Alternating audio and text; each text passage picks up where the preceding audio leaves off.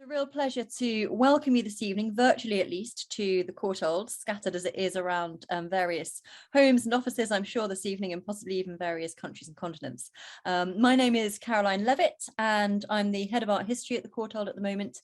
As I say, it's a pleasure to welcome you this evening to an event that has been organised by the Word and Image Research Cluster, which I'm representing, and the Centre for American Art, which my colleague David Peters Corbett is representing.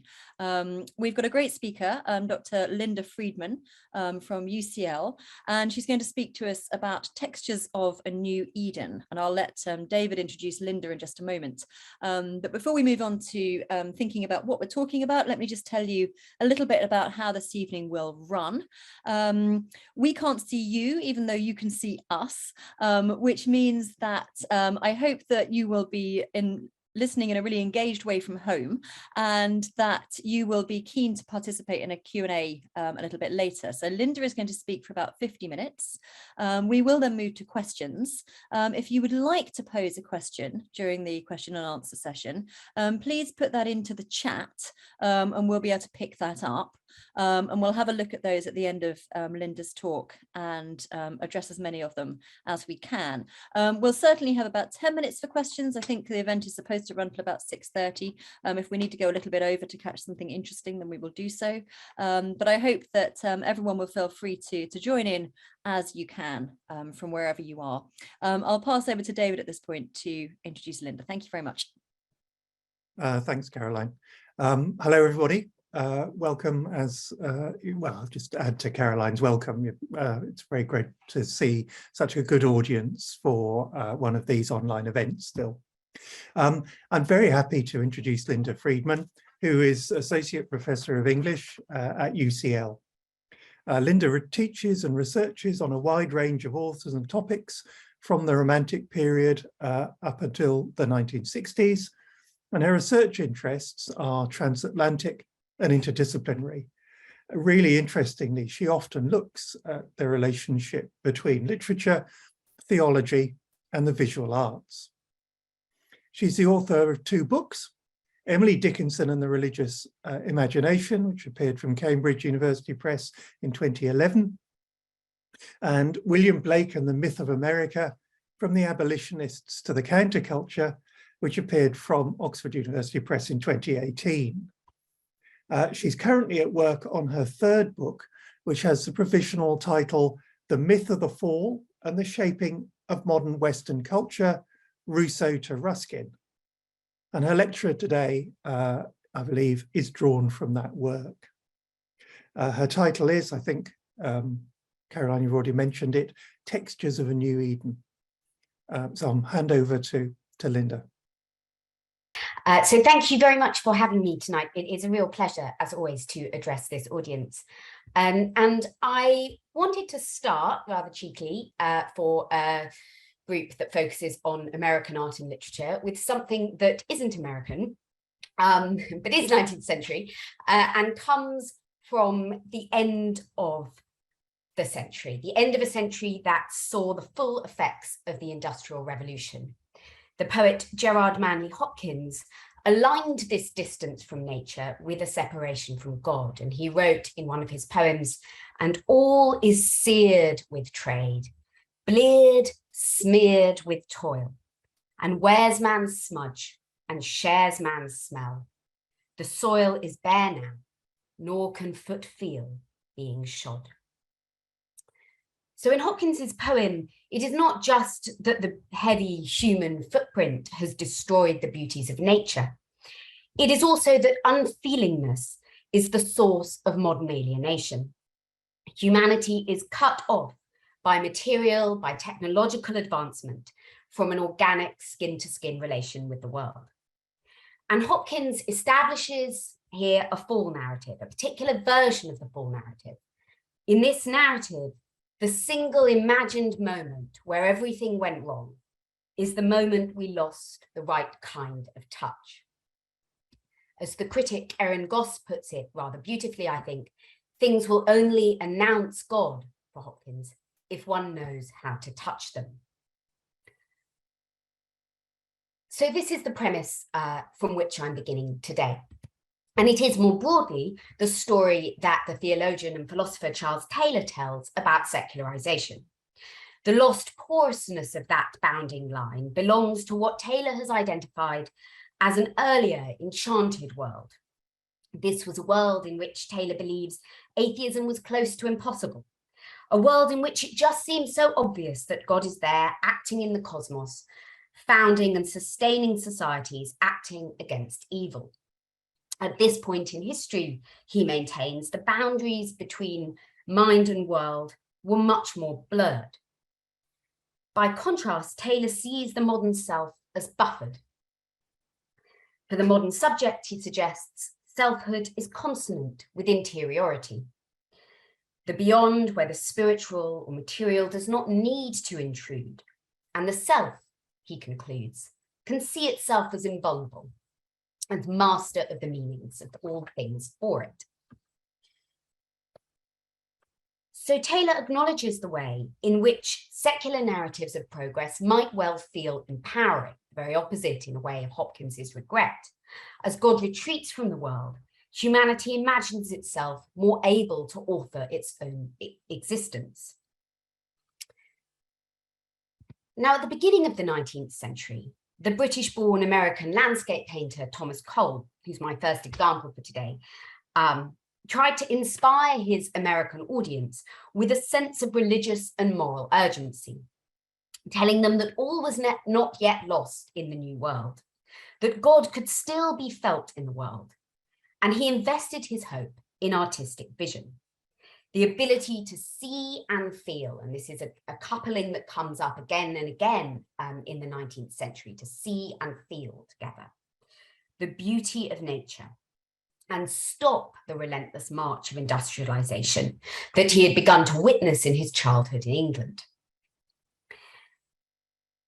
And he said, what is sometimes called improvement in its march makes us fear that the bright and tender flowers of the imagination shall all be crushed beneath its iron tramp. Nature has spread before us a rich and delightful banquet. Shall we turn from it? We are still in Eden. The wall that shuts us out from the garden is our own ignorance and folly. Like Hopkins, Cole imagines the nation falling at the moment that it collectively and overwhelmingly loses the right kind of touch, puts on a shoe, builds a wall, crushes all the tender flowers of the imagination. And he presents this moment as a change in the texture of experience, a hardening of the bounding line between inner and outer, a self-imposed exile from Eden. Now, this myth of America as a possible new Eden has a foundational and a parasitic relationship with the history of American colonialism. It is a colonial myth. New World mythology was distinctive because the recovery narrative, that idea that we had something good and lost it, turned on the belief that America was an Eden of the future. So that kind of twin feeling in the full narrative that it is both nostalgic, looking back to something we've lost, and progressive could be a way of empowering human knowledge, a fortunate fall into knowledge, that is always inbuilt, and particularly inbuilt in the American iteration of this myth. So 17th and 18th century colonists frequently believed in both the historical reality and the prophesied future of Eden. And the default model from everything, from planting trees to educating children, was the perfect pattern of paradise. The myth of America as a new Eden thus became associated with the kind of active, moral, civic, and artistic enterprise that Cole encourages, as well as the nostalgic vision of innocence that he idealizes, right? It reinforced the virtuous endeavors of culture as much as the pure beginnings of nature. So this talk suggests that in the 1830s, 40s, and 50s, in these middle years of the 19th century, white American artists, and this still remains a very colonial myth, renewed this colonial myth with a mixture of enthusiasm and anxiety. Before it is about the damage we've done to nature, Cole's essay on American scenery is about the good we might do through culture. Poetry and painting sublime and purify thought, he says, by grasping the past, the present, and the future. The job of the artist, as Cole expresses it here, is mythic speech, a dynamic and prophetic mode of expression. And with their capacity to feel, Cole's ideal painters and poets will be path builders. But he also cannot conceal a rising scepticism. He seems quite confused in this essay about the direction in which America should move. We are still in Eden, he says, but we have shut ourselves out. We must not turn from Eden, and yet we must return to Eden. We have fallen through ignorance and folly. The march of improvement is the curse of ignorance that sells itself as that fruit of the tree of knowledge. But the banquet that nature has set before us is still rich and tempting, and we have to wonder, is this another invitation to eat? What is he doing here with his imagery?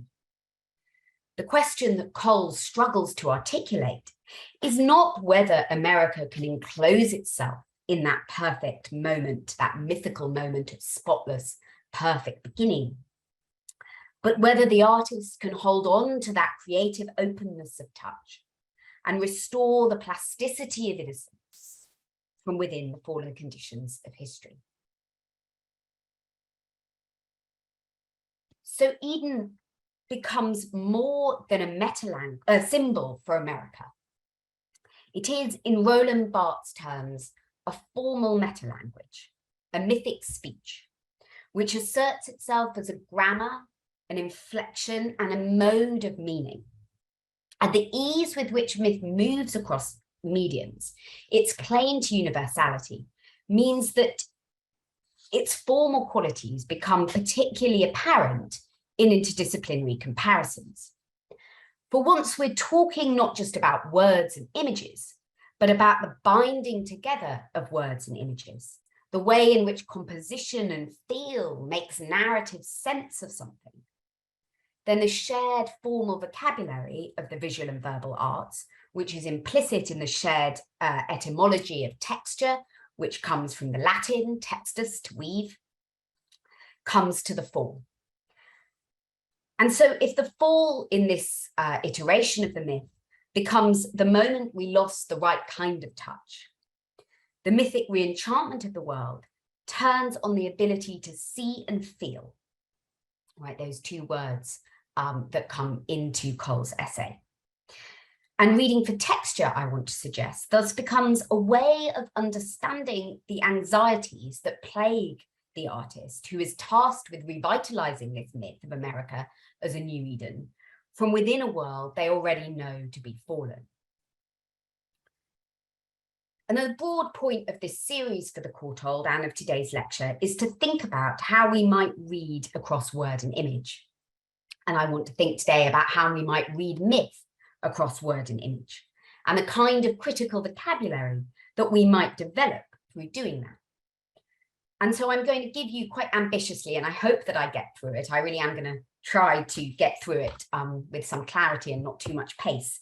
3 different examples drawn from painting, from prose, and from poetry, which dramatize the fall of America at this particular moment in history as a shift in the texture of experience. And I'm going to suggest that these volatile shifts in texture register a tension in mythic speech, the need to face reality and to see things as they are. So my first example is this painting, Thomas Cole's Expulsion from the Garden of Eden. And this painting critiques the fantasized moment of pure beginning. That painting that I had as a backdrop on the previous slide is another painting that he did in the same year, which was simply called The Garden of Eden, and you could see how idyllic it looked. And this one was painted in the same year, this painting called The Expulsion. And I want to suggest that he critiques the myth of America as a New Eden here, acknowledging its place in the armory of colonialism. The myth of America as a New Eden was used in the 19th century, as it was used in the 17th century, to justify the settler impulse as part of a policy of westward expansion. And Cole is usually framed as a conservative mythologizer in an age which is known primarily, I think, for the radicalism of its literary myth makers, not of its artistic myth makers. And so his critique of America's founding myth, I think, has been slightly lost in this reception. But Cole was very skeptical about this myth of perfect beginning. And he was especially skeptical of it in its political iterations. But he remained intensely conscious, and we can see that in his essay as well as his paintings. He remained intensely conscious of the Edenic trope as he thought about what America was and what it might become. So like Essay on American Scenery, this painting carries its story partly through a shift in texture. The canvas here is sharply divided. On the right hand of the painting lies Eden, a carefully constructed sense of the pristine, painted so smoothly and delicately that no brushstrokes can be seen at all. The softness of that side of the painting reflects the influence of the French 17th century painter Claude Lorraine, who was famous for his idyllic landscapes, and we can see an example of that here. In the 19th century, it became popular for artists to paint from nature using what was called a Claude glass, this instrument here. And viewed through a Claude glass, it was named obviously for Claude Lorraine, the scene would acquire a gentle and removed appearance. As the artist and author William Gilpin wrote, the use of a Claude glass would give the object of nature a soft, mellow tinge, like the colouring of that master, Claude Lorraine. It was a deliberately distancing technique, removing the scene from the realities of experience. By contrast, Cole's painting of the fallen world is a tribute to Salvator Rosa, the 17th century Italian Baroque painter, who by the 19th century had a reputation as the ultimate fallen man. William Hazlitt emphasized Salvator's rough sensibility, and he opposed it, deliberately opposed it with the sensibility of the Claudian ideal. He says, there is not in Salvator's scenes the luxuriant beauty and divine harmony of Claude, but there is more savage wildness and grotesqueness of form, a more earthy texture, fresher atmosphere, and a more obstinate resistance to all the effeminate refinements of art. The very violence and untractableness of his temper threw him with instinctive force upon those objects in nature which would be most likely to soothe and disarm. So unlike Cole's essay on American scenery, which is confused about the direction of travel, the narrative movement of this painting is unequivocally from right to left, Claude to Salvator, pristine and intangible Eden, to the rough textures of the fallen world. Bent and broken, the tiny figures you can see there of Adam and Eve are propelled out of the garden by those strong and piercing shafts of light. Their swamp frames are emblematic of their limited agency. Clearly, there is no way back. Cole has painted a lost world. The bisected canvas marks a temporal as well as physical displacement. And knowing the sensational effects of binary composition, he wrote to his patron, I have introduced the more terrible effects of nature and have endeavoured to heighten the effect by giving a glimpse of the Garden of Eden in all its tranquility. Compare this glimpse and its sense of the fleeting intangibility of idealized perfection with the grasp that Cole hopes poetry and painting might have in his essay on American scenery. The Claudian idyll, with its softened textures, its sense of removal, gives Cole a vocabulary for a state that he knows is irrecoverable and intangible, a mythical moment of beginning. This is emphatically not an Eden we can grasp. So the focus is on the fallen world. Although the narrative movement is unequivocally from right to left, Adam and Eve enter the world with a slightly confused compass. Cole's homage to Salvatore results in a more historically situated and a more complicated landscape than the secluded and ravaged wilderness that Hazlitt had seen in his paintings.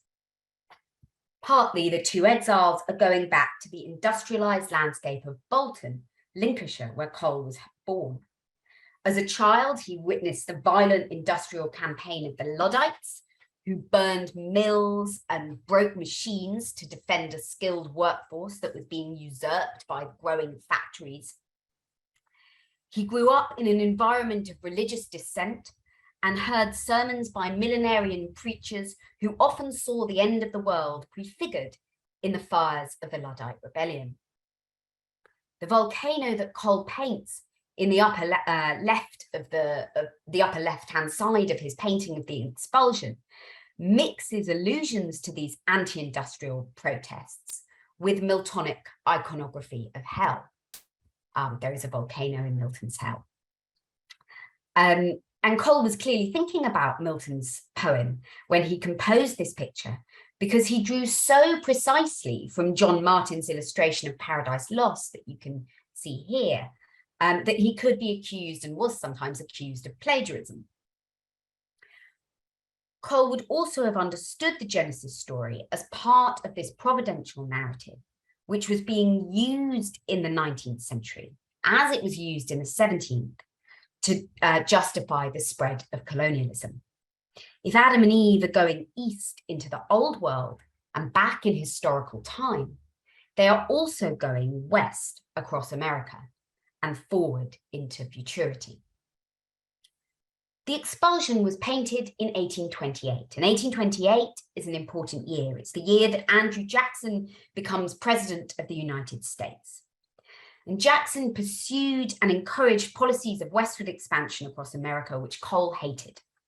The myth of America as a new Eden, the myth that allowed Puritan settlers to imagine that they were proceeding across the land hand in hand with their God, also allowed Jacksonian Democrats to believe that they were fulfilling a divine right to the land. The myth that asserts itself in the pristine garden, a place of eternal beginning, an untouched and untouchable wilderness, is a fallacy. The reality is better represented in the scarred earth of the fallen world. And the allusion to Martin's illustration of Paradise Lost, I think, is thus more ironic than it is straightforward. Advancing across America, Jacksonian expansionism invoked divine providence as part of a policy which Cole thought was deeply fallen. In Expulsion from the Garden of Eden, Cole holds that myth of America as a new Eden to the light. Jacksonian Democrats, he suggests, are falling. It feels deliberate that Cole lets us see the marks on his surface as he asks us to read our marked world, mixing literary allusions to Paradise Lost with historical narratives of 17th century colonialism and 19th century industrialization, as well as contemporary transatlantic fears about the mechanization of labor. Pictorially, the painting is an essay in the beautiful and the picturesque. Edmund Burke, slightly ahead of myself there.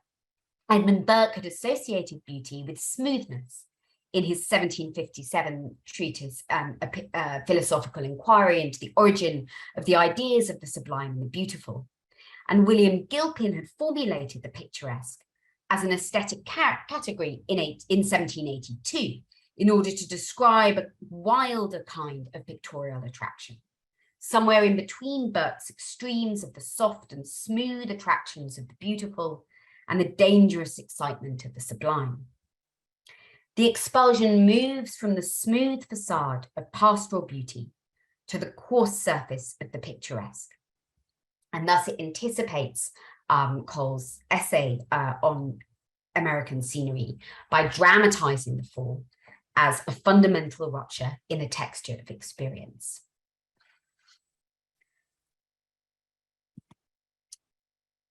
So now I want to juxtapose that with my first literary example, which is taken from Cole's contemporary Ralph Waldo Emerson. In Emerson's essay Nature, which was published in the same year as Essay on American Scenery, he imagines this figure of an orphic poet, a prophet artist.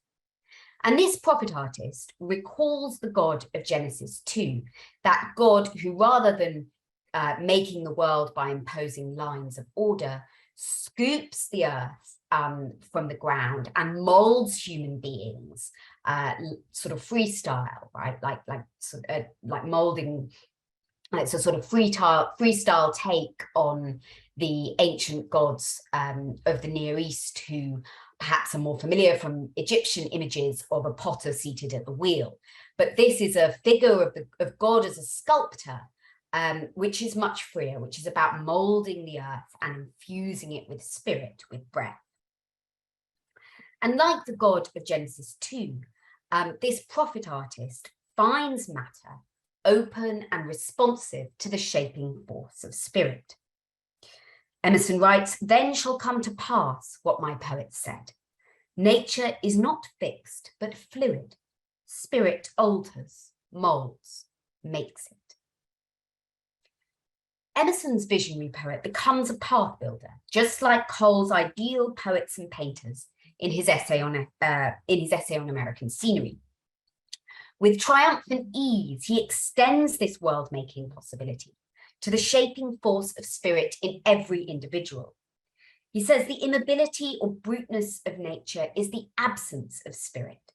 To pure spirit, it is fluid, it is volatile, it is obedient.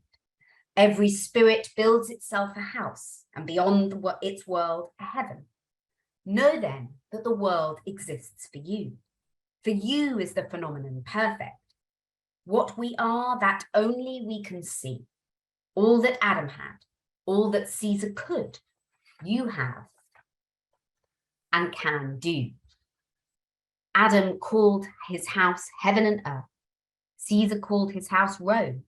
You perhaps call yours a cobbler's trade, 100 acres of ploughed land, or a scholar's garret.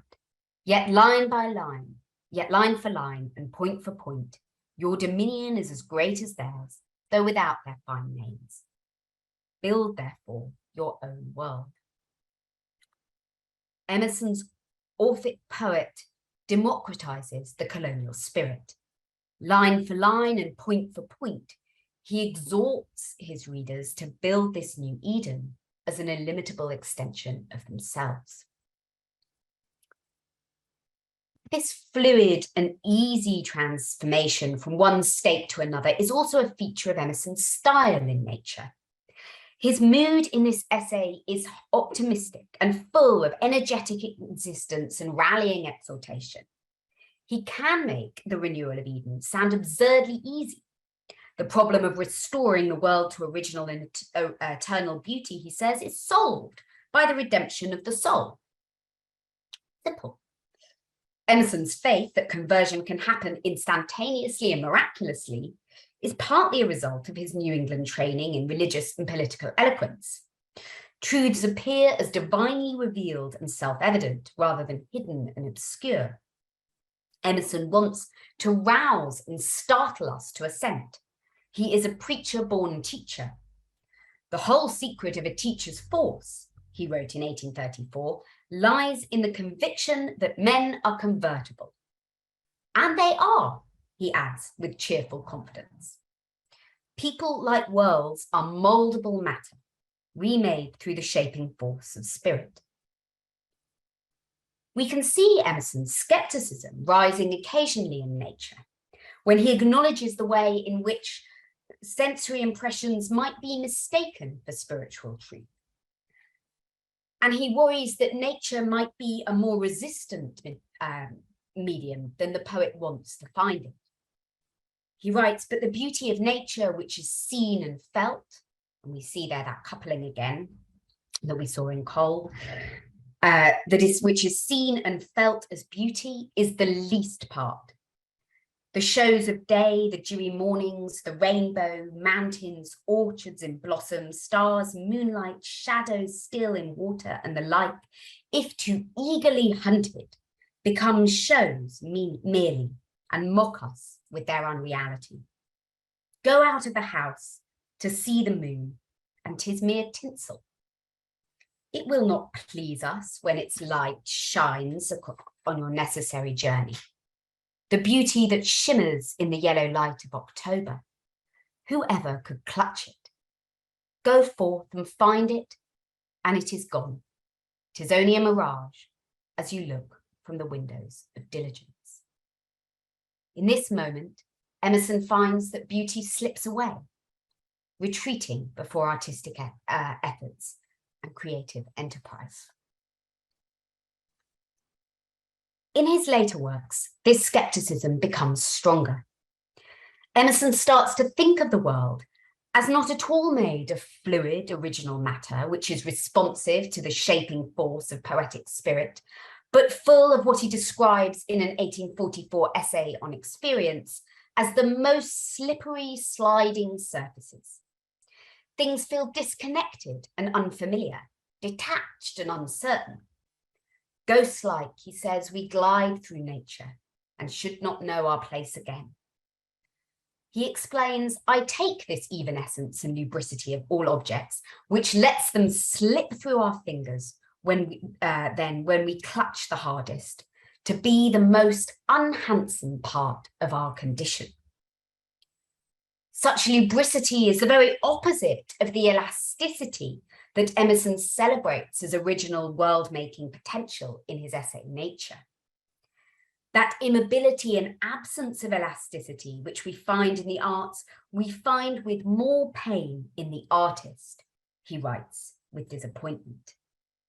The inertness of the world follows directly from the inertness of thought. Thus, he writes, there is no power of expansion in man. Okay, so that moldable, makeable man now seems to be rigid and unresponsive. The ductile, moldable earth, the ductile, moldable man that was celebrated by the Orphic poet of nature has become a frozen skating pond, a resistant surface. And the enthusiasm for original sculpting, the perfectibility of matter by spirit, has given way to a more skeptical appreciation for tact. And so he writes, we live amid surfaces, and the true art of life is to skate well on them. Under the oldest, moldiest conventions, a man of native force prospers just as well as in the newest world, and that by skill of handling and treatment. Okay, so this skill of handling and treatment is rather different from this original fluid shaping force of spirit that he celebrates in his early work in Nature. And what Emerson comes to realize here is that experience may demand that we adapt rather than build our own world. Sliding surfaces suggest a world and a language frozen by what Emerson calls, with reference to Kant, wintry understanding, and exiled from the original relation that he longs to find in nature. That I say, Nature opens with a very famous question. Emerson asks, why should we not also enjoy an original relation to the universe? But he acknowledges here that sliding surfaces, although they mark that distance from original relation, also keep us moving, are also a mark of adaptability. Reality, he writes in his journals of 1871 to 2, has a sliding floor. Okay, so this brings me to my third example, which is taken from Walt Whitman's, well, I'm going to talk in detail about Walt Whitman's 1855 poem, but I've got here a quotation from the very final edition of Leaves of Grass, which came at the end of a career that saw the work go through 6 American editions. And And this Whitman claimed in the final version of this poem, I weave the song of myself, okay, bringing us back rather nicely for my purposes to the etymology of texture, that shared connection between verbal and visual language that I've been working on throughout this paper.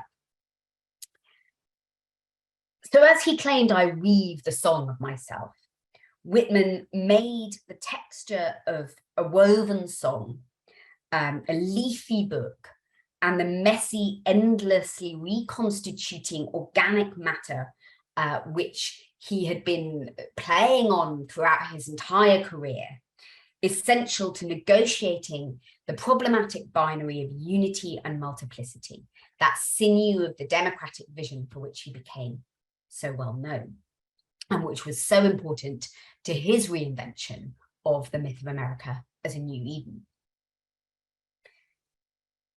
And as I've tried to describe a little in my first reading of Cole, antebellum America was far from the democratic triumph to which it laid claim. Slavery continued, the franchise was limited to free white men, and the Indian Removal Act of 1830 enshrined the ongoing barbarism of colonial expansion in law. Yet Whitman's 1855 poem, most of which later becomes Walt Whitman and then Song of Myself, prides itself on democratic inclusivity. I will not have a single person slighted or left away, Whitman declares. And he sets out to ventriloquize the voices of the oppressed, the excluded, the unnoticed, and the silenced.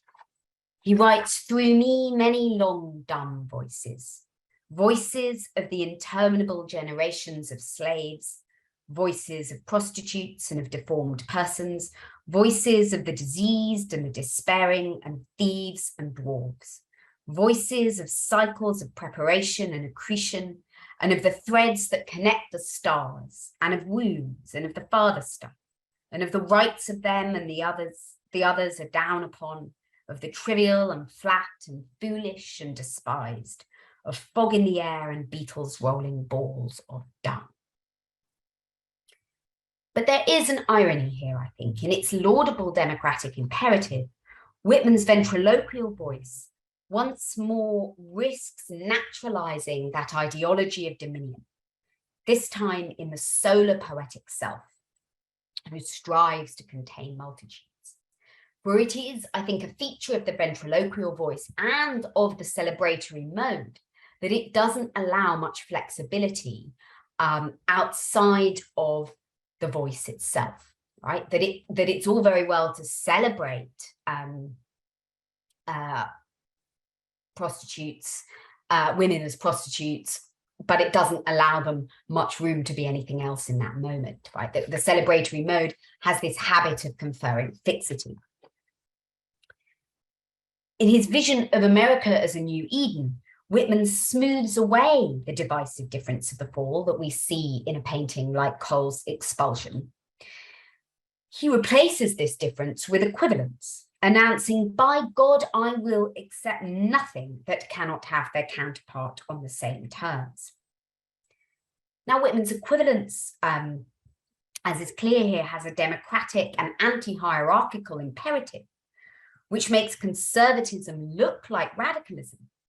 But Whitman, who wants to find a place for everything and also draws a sort of comfort from this conservative fixity of his poetic mode, even as he celebrates diversity. So he declares, I resist anything better than my own diversity, and breathe the air and leave plenty after me, and am not stuck up and am in my place. The moth and fish eggs are in their place. The suns I see and the suns I cannot see are in their place. The palpable is in its place, and the impalpable in its place. Roland Barthes observes in his writings on myth that the form of myth does not suppress the meaning, only impoverishes it, puts it at a distance, holds it at one's disposal. And I think in Whitman's poem, diversity does not dissolve, but it is impoverished and held at a distance by the sameness of poetic representation. Whitman's Edenic texture, that hopeful green stuff of his woven song, asserts itself in the mode rather than the literal meaning of his utterance, which not only finds a place for everything, but keeps everything in its place.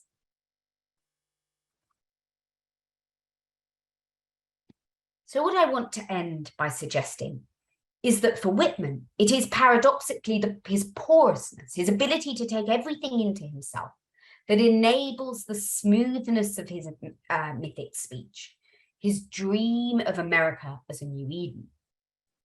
Whitman masters the narratives that counter present perfection. He undoes the myth of the fall, which tells us we had something perfect and lost it.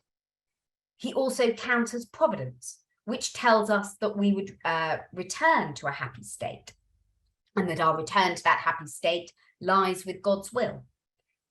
And he manages the forces of scepticism, right, and the forces of materialism by preserving the me, myself of authorial agency, the solar poetic self, apart from the pulling and the hauling of the world. Such logic allows Whitman to hold history at a distance and to declare again the myth of eternal beginning. He writes, "There was never any more inception than there is now, nor any more youth or age than there is now. And there will never be any more perfection than there is now, nor any more heaven or hell than there is now." The continuously smooth yet oddly motionless equivalence, which makes difference look like sameness, holds on to that stillness of perfect beginning, the now of the present that is so important to the myth of America as a new Eden. So I hope that I have done something to show how reading for texture allows us to see the way in which mythic speech moves across mediums, the way it operates as a mode of meaning rather than just a theme. And across all these three different examples and handling the myth, I think, in quite different ways, volatile shifts in texture register the tension of this mythic speech, the smoothness and fluid force that reinforces the myth of beginning, the world-making energy, the artistic creativity that goes hand in hand with the desire to feel God in the world, but that is also part of the pernicious armory of colonialism and expansion. And the roughness, the slipperiness, the pulling apart that registers a scepticism born of experience. The knowledge that a new world, any new world, must be built within, not outside of experience. And so the way in which the colonialist myth of America as a new Eden has depended on and reinforced the pernicious work of colonialism is both exposed and held to account, I think, by these shifts in texture. And I suppose I'd like to end by suggesting that the world yet to be made is redeemed somewhat by the fact that it emerges always partly undone. And there, hopefully, having not run on, I think I have kept time, I'm going to end it with 10-15 minutes for questions. Thank you.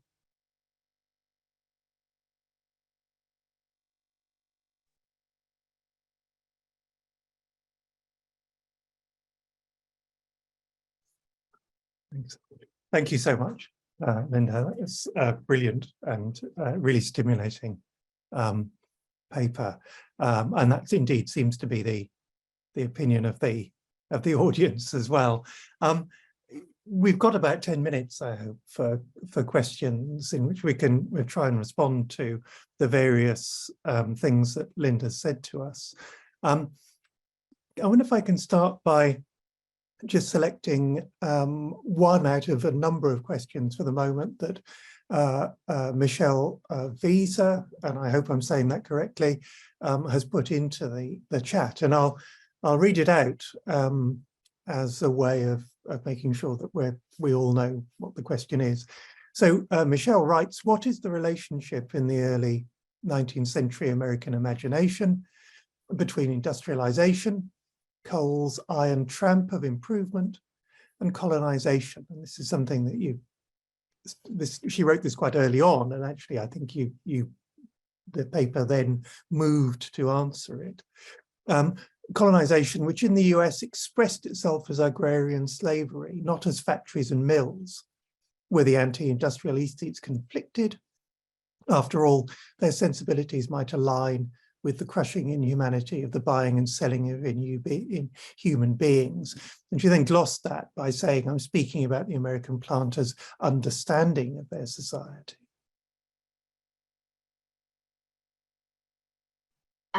Yeah, so the question is, what's the relationship between colonialism and industrial or anti-industrial feeling in early 19th century? Is that right? I mean, I think that it sort of depends on whose feeling it is. It's not easily generalizable. For Cole is very anti-westward expansion and anti-industrial. But for his followers, his artistic followers, who became known later as the Hudson River School, so people like Bierstadt, who were the next generation, who learned a lot from Cole. Cole was their artistic father. They were anti-industrialization, but very much idealizing westward expansion across America. So there are paintings which show the one that I'm thinking of. The name of it is I could find, I've forgotten the name of the painting, but it is a painting that shows Native Americans, indigenous people, painted into the bottom. David's nodding, he's going to remember the title of this painting that I can tell you all about, but it has slipped my mind. In the bottom left-hand corner, in a sort of romanticized depiction of their fading away from the American landscape. So there is, I think, that Cole's feeling is, I think, they're not shared in some ways by, or kind of overwritten by the next generation of artists, many of whom Whitman championed in a slightly kind of messy move, so it doesn't always fit, who really did want to give the viewer kind of much more neatly packaged visions of Eden, and visions of the idealized West. So it is, I think it slightly depends, the relationship slightly depends on who you are. Not everybody holds it in the same relation. Does that help a little? I think it's an interesting answer. Yeah, I was trying to formulate a question that would try and home in on the central opposition that you seem to be working with in the paper, which is between textures as knotty, as muddy, as slippery, as clotted, as the textures of experience, metaphorized somehow in both language and in paint, and the smoothness, the slipperiness, the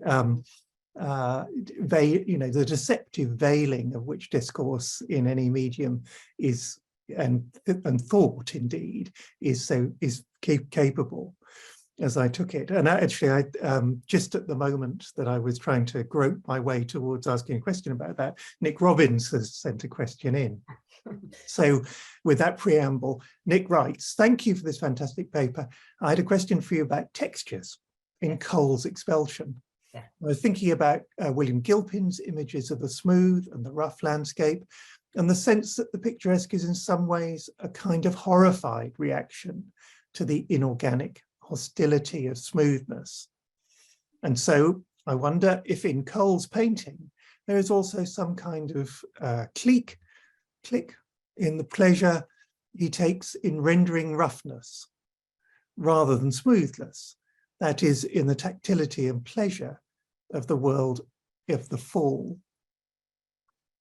Not critique, not clique. He's just glossed up. Yeah. Oh, I see. Yeah. Yeah. I mean, I think that's an interesting idea. It's quite an appealing idea, but I'm not sure. I mean, that the side of that painting, the fallen side of that painting, is so ghastly. You know, it's so obviously a sort of hellscape that it doesn't. I mean, I think we could see that in Salvatore's painting, maybe. I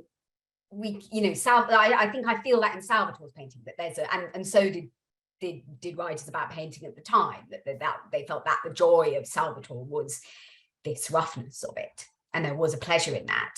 And I think that for Cole, it doesn't, the subject matter just seems to work so against this being desirable. What I do think is interesting, and perhaps where one might see that a little bit more in action, is a painting that I didn't have time to talk about today, but that in the longer work, the chapter from which this paper is drawn, I see as a companion piece to the Expulsion, which is Cole's painting The Oxbow in 1836. And there, I think you really get a sort of revisiting of this Expulsion narrative, where both sides of the canvas, there's another, it's another painting which is very much divided in two by this river, a river which historians and critics have noticed looks rather like a question mark, and which seems to take on again this question of which direction is America headed? Where do we go? How do we build this new Eden? What is the future of this country? And in that painting, both sides of the canvas are quite textured. And the artist is a figure that is sitting from within a wilderness which feels much more pleasurable. And the question, and there, I think in that painting, we have a sense of what you're talking about, that actually Eden must be built from within these fallen textures, that we could still do something good with it, that we could, but that he doesn't know which way America's heading, that it's not a land of decided destiny and decided futurity, and that it doesn't have that kind of, the phrase gets coined later, but manifest destiny that he is critiquing in the Expulsion. So I think in the Expulsion, there is a critique. I think that is what he's doing there. But I think in 1836, in the Oxbow, there is much more of a sense that this is where we are. And so what do we do from here? And he renders that by, by having that kind of sense of a marked landscape on both sides of the dividing line. So I guess that's I think, yeah, I mean, that's a great reading. That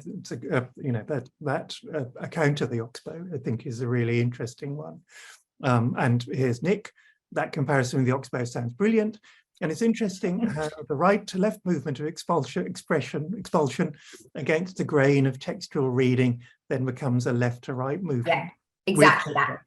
Exactly that. So in the chapter that this paper is drawn from, which was obviously much longer, and I couldn't give all of the stuff in it, I pair these paintings as companion pieces and asking and answering kind of the same sort of question in different ways. And I think that your point about the picturesque is really relevant to the Oxbow.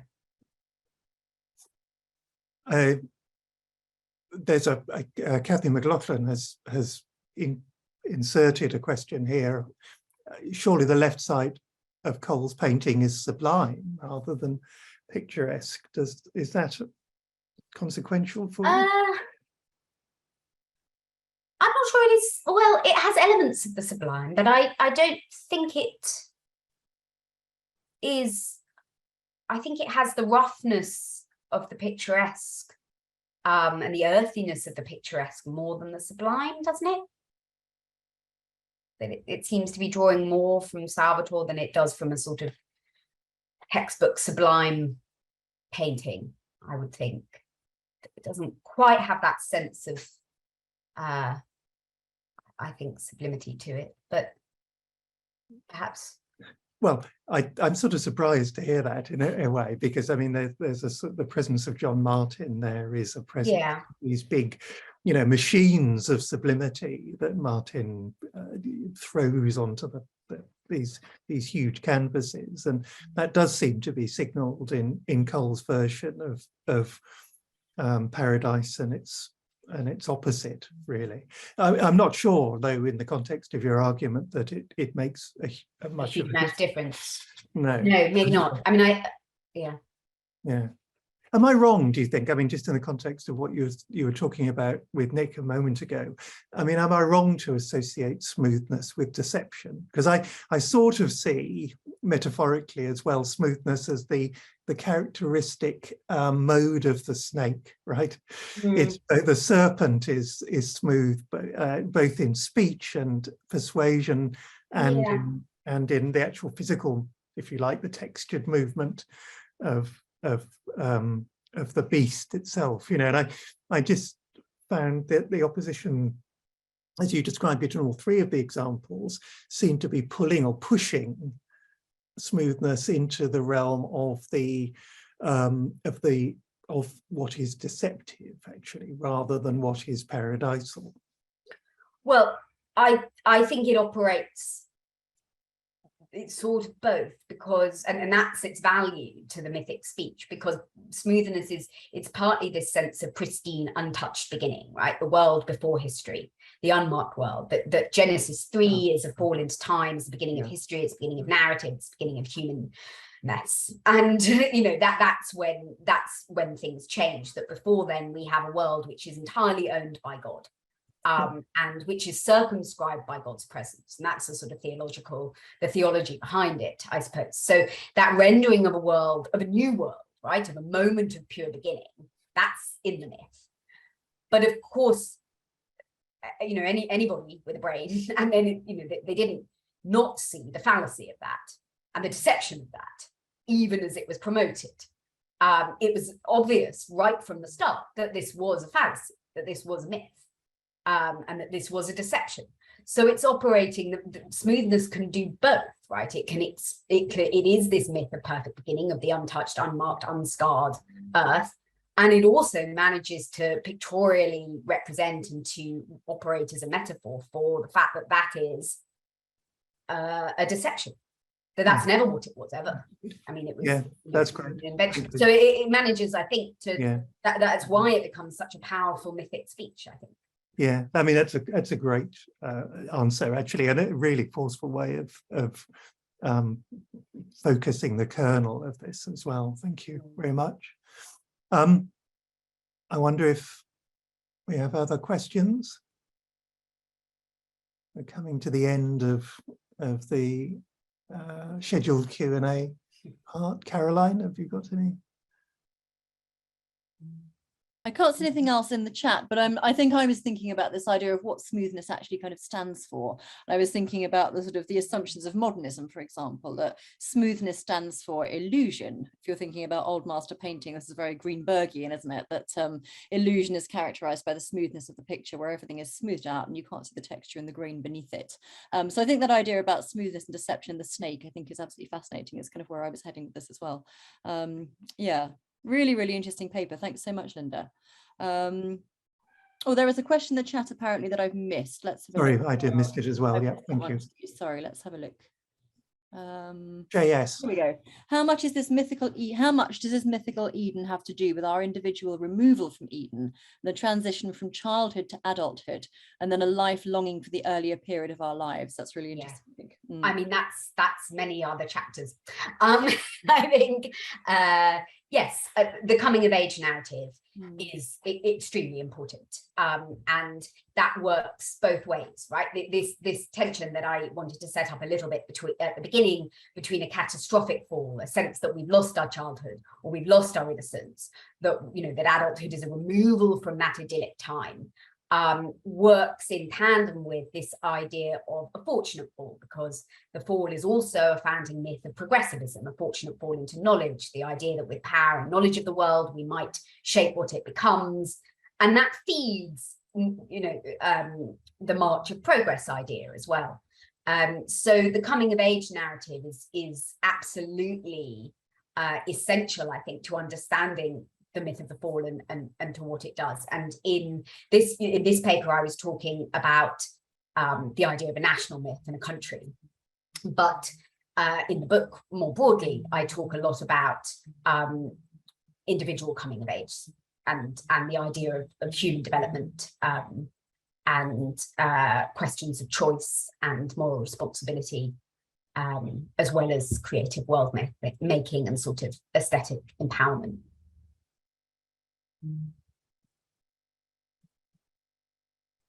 I'm keen to, we have Christmas beyond 6:30, but I can't quite resist. When would the book be out? we need to stop really. And there aren't any questions. No, it is. I mean, hopefully,